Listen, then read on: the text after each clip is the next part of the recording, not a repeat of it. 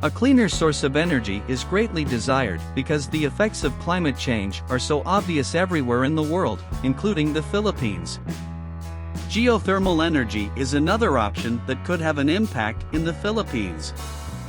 25% of the geothermal generation capacity in the world is located in Southeast Asia.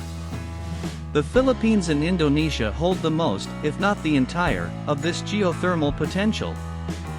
Geothermal energy is a renewable source of power created by the heat of the earth. It is much safer than the majority of other energy sources. Geothermal power does not produce greenhouse gases, GHG, that are bad for the environment, unlike fossil fuel plants. Due to its location along the Ring of Fire region of Pacific volcanoes, the Philippines is one of the world's top providers of geothermal energy. However, the nation fell to second place behind Indonesia in the global rankings for geothermal countries. The Philippines was prompted by this to think about redesigning its geothermal projects once more. According to Think Geoenergy, a geothermal news and research website, the nation began a fresh series of exploratory surveys in addition to around 10 contracts with power firms on geothermal exploration. 7 geothermal sites in the Philippines currently provide roughly 12% of the country's electricity, and a long-term plan calls for nearly doubling capacity by 2040. The Philippines Department of Energy has established goals for geothermal power generation capacity expansions, including short-term goals of 183 megawatts, 2016 to 2020, medium-term goals of 900 megawatts, 2021 to 2055, and long-term goals of 288 megawatts, 2026 to 2030. The overall target is to add 1,371 megawatts of capacity by 2030, correlating with a total installed capacity of around 3,200 megawatts. With that, the Philippines would be on par with the United States, which is currently the top-ranked nation and has an installed capacity of about 3,676 megawatts. Though it would be difficult for the Philippines to maintain its current third-place ranking in the face of ambitious development ambitions elsewhere.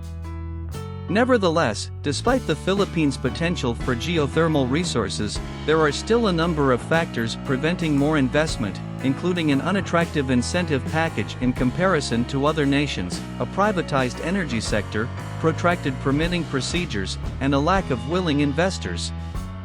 Geothermal energy is supposedly infinitely renewable, but locating it is a costly endeavor that can cost up to $8 million per exploration well, with no assurance of success. Energy Development Corporation (EDC), a pioneer in geothermal energy and a market leader in renewable energy, is of the opinion that geothermal energy holds the key to establishing a reliable energy baseload suitable for the ongoing but fluctuating power requirements of the Philippines' developing economy. Perhaps geothermal energy can help the Philippines achieve its 2030 carbon emission reduction target of 70%. According to projections, the future is not as promising because renewable energy generation will reach a new low. The National Renewable Energy Board is considering reviewing its renewable energy policy in light of this. The nation will fall well short of its 15,000 megawatts goal by 2030. The proportion of renewable energy in the energy mix, which was around 35% in 2008 when the legislation governing it was created, steadily fell to 25.6% in 2014, 24.2% in 2016, and now 21%.